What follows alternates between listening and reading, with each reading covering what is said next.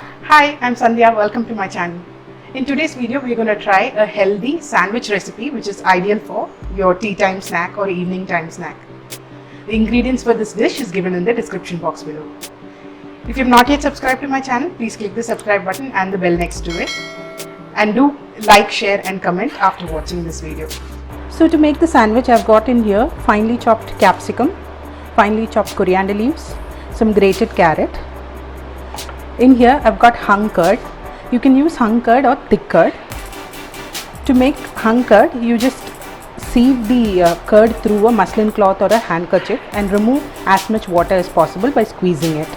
Then keep it in the refrigerator for 1 hour and you will get thick hung curd like this. So into the hung curd, we'll add pepper powder and salt to taste. Then we'll add all these ingredients in. If you are interested, you can add some onions as well. Just finely chop and add the onions. So let's add all these vegetables into the curd. Mix all the ingredients together. And the simple stuffing is ready. So I've applied butter to the bread and toasted it nicely till golden brown in color. Now to one side of the bread, we'll apply this curd mixture. Now stack the other side on top.